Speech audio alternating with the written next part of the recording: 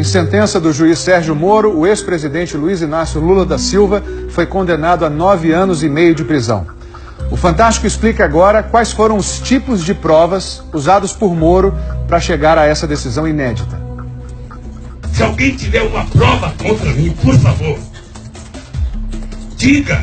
Eu ficaria mais feliz se eu fosse condenado com base numa prova. Mas na sentença, o juiz Sérgio Moro diz que as provas contra o ex-presidente Lula existem. E ele as detalha nas mais de 200 páginas da decisão. Moro condenou Lula a 9 anos e 6 meses de prisão pelos crimes de corrupção e lavagem de dinheiro, por ter recebido da OAS um apartamento triplex neste edifício, no Guarujá. Os recursos para a compra e reforma do imóvel, segundo a sentença, vieram de propina de contratos firmados entre a Petrobras e a OAS. E a sentença é o ato em que o juiz vai, diante das provas que foram produzidas, verificar se a versão da acusação é correta, se a versão da defesa é correta. Se ele tiver certeza da versão da acusação, com base nas provas, ele condena. O que levou à condenação do presidente Lula nessa sentença foi um conjunto de elementos.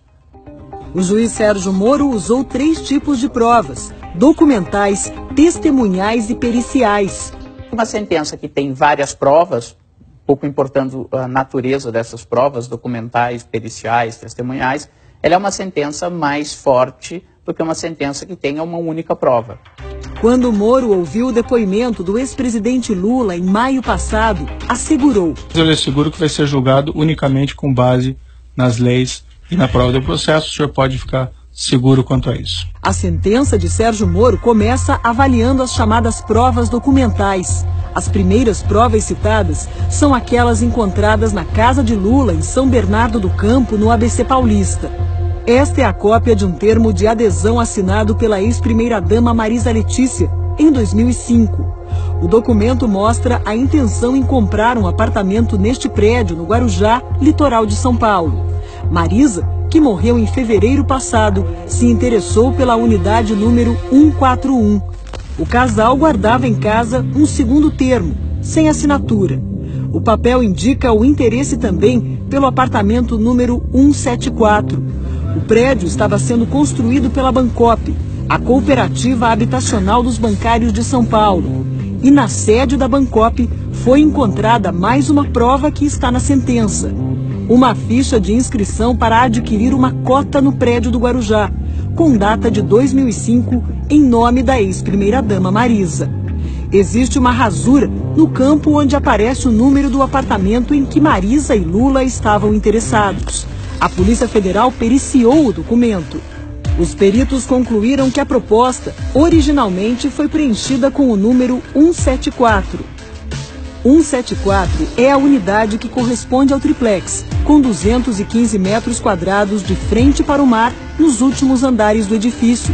O número foi rasurado para 141, um imóvel menor, de 85 metros quadrados nos fundos do prédio. Com base nas provas, Moro conclui na sentença: havia intenção oculta de aquisição do apartamento 174, ou seja, o triplex. Na decisão, o juiz Sérgio Moro afirma que as investigações mostraram que Lula e Marisa pagaram 50 das 70 prestações do apartamento mais simples, o 141, e que o casal parou de fazer os depósitos em 2009. Na mesma época, a cooperativa Bancop, que estava com dificuldades financeiras, entregou o prédio para a OAS. Com a mudança, a numeração dos apartamentos foi trocada. O 141, o imóvel menor, virou 131 e o 174, o triplex, virou 164A. Nessa mesma época, os cooperados com cota no prédio tiveram que tomar uma decisão: ou ficariam com os apartamentos e pagariam o restante do que deviam à OAS, ou desistiriam dos imóveis e ganhariam o dinheiro de volta. Na decisão, Sérgio Moro diz que há prova documental de que Lula e Marisa não realizaram nenhuma opção, nem foram cobrados a fazê-la. E que, interrogado, Lula não deu explicações sobre esses fatos. Ele soma tudo isso com o fato de que ele diz que houve uma reforma personalíssima, uma reforma que mesmo funcionários da OAS disseram que é uma reforma absolutamente atípica para os padrões da construtora. O juiz Sérgio Moro enumera notas fiscais da reforma, todas emitidas para a OAS, para comprovar que a empresa pagou pelas obras. Moro conclui: os custos atingiram mais de R$1 milhão e incluíram a instalação de elevador privativo, cozinhas, armários, ampliação do deck da piscina e até eletrodomésticos. O juiz também usou como provas depoimentos de réus e testemunhas. Entre acusação e defesa, mais de 70 pessoas foram ouvidas por Moro neste processo.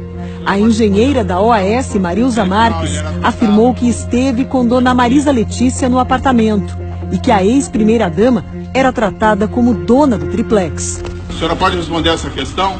Afinal, ele era tratada como uma adquirente potencial ou uma pessoa para a qual o imóvel já havia sido destinado?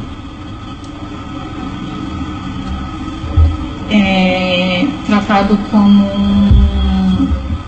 como se o imóvel já tivesse sido destinado. O principal depoimento é de um réu no processo, Léo Pinheiro, ex-presidente da OAS, que está preso. No interrogatório a Moro, Léo Pinheiro disse que o triplex sempre esteve reservado a Lula. Isso virou uma prova testemunhal. Nunca foi colocada à venda pela OAS. Desde lá de 2009. Desde 2009. Eu tinha orientação para não colocar à venda, que pertenceria à família do presidente. Léo Pinheiro disse também que foi o próprio ex-presidente que pediu para conhecer o imóvel. E ele disse: olha, eu gostaria de ir com minha esposa visitar o apartamento. Você pode designar alguém e tal? Eu disse: não, absolutamente, presidente, eu vou pessoalmente. Esta foto de 2014, revelada pelo Jornal Nacional, mostra Lula e Léo Pinheiro no triplex. Depois dessa visita, começou a reforma, que incluiu a instalação de um elevador e a construção de um deck com piscina. Outros dois ex-executivos da OAS, Paulo Gordilho e Roberto Ferreira, afirmaram ao juiz Moro que acompanharam a ex-primeira-dama e um dos filhos, Fábio, numa outra visita ao apartamento. Pediram para botar uma cobertura na área da churrasqueira, transformar a sauna que eles não usavam em depósito, pedindo para aumentar o deck, pedindo para botar um filme refletivo no vidro que circundava a piscina lá em cima. Uma mensagem trocada entre Gordilho e Léo Pinheiro, obtida depois da apreensão do celular do ex-presidente da OAS, é outra prova documental citada na sentença. Nela, os ex-executivos discutem a reforma do sítio de Atibaia, mas também tratam do triplex, porque as cozinhas dos dois imóveis, pagas pela empreiteira, foram encomendadas à mesma empresa. O projeto da cozinha do chefe está pronto. Se marcar com a madame, pode ser a hora que quiser. Amanhã, às 19 horas, vou confirmar. Seria bom também ver se o de Guarujá está pronto. Guarujá também está pronto. No depoimento, Léo Pinheiro foi questionado sobre a mensagem. Quem que é a madame aqui que foi referido? A ex-primeira-dama.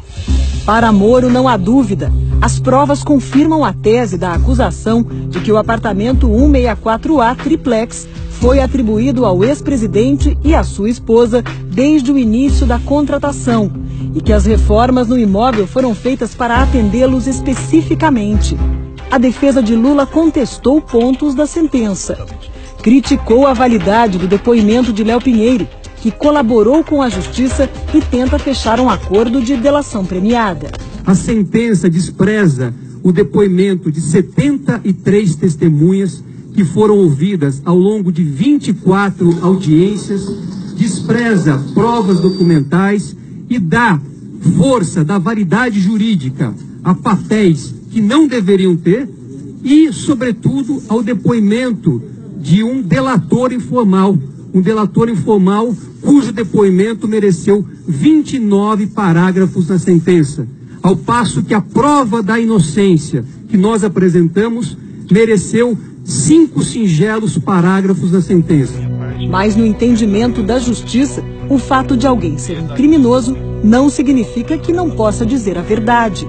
E o juiz Sérgio Moro entendeu que, nesse caso, o depoimento do criminoso, confesso, narrava fatos verdadeiros, porque vinha apoiado também em outras provas que indicavam a mesma coisa. Isto é, que de fato a propriedade do apartamento era do presidente Lula. Os advogados de Lula questionam outro ponto da sentença. A defesa argumenta que provou durante o processo que o apartamento não pertence ao ex-presidente, porque a OAS ofereceu o imóvel como garantia numa operação no mercado financeiro e que a empresa não poderia fazer isso se não fosse ela própria, dona do apartamento. Aquele apartamento triplex jamais poderia ter sido dado ao ex-presidente Lula em 2009, porque ele estava comprometido como garantia a um contrato feito com a Caixa Econômica Federal e outras entidades, dando não só a hipoteca deste imóvel, mas dando 100%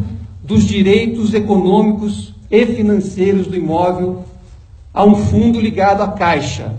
Esta prova foi simplesmente tratada de forma superficial e claramente sem nenhum interesse pelo juízo. Veja o que diz a sentença sobre a hipoteca do triplex.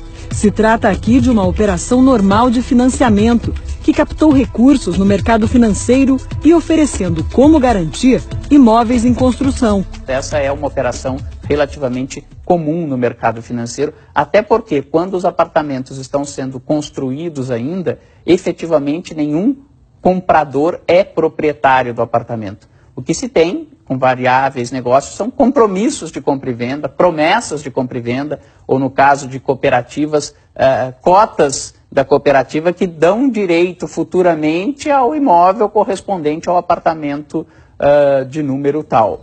A sentença diz também: não foi oferecido como garantia apenas o triplex, mas todos os imóveis do referido empreendimento. As provas mostram que outros apartamentos do mesmo prédio também estavam hipotecados e, mesmo assim, foram negociados. Quem explica é o professor titular de Direito Civil da USP, Carlos Alberto Maluf. No processo, existem outras matrículas de outras unidades, de outros andares, tem nada a ver com o triplex do ex-presidente, que também consta essa hipoteca e foram negociados com terceiros, com outras pessoas. Isso esvaziou o argumento da defesa. Diante das provas, o juiz Sérgio Moro deu a sentença da condenação. Ele chega à conclusão de que está demonstrado, além de qualquer dúvida razoável, que o apartamento era de fato do presidente Lula.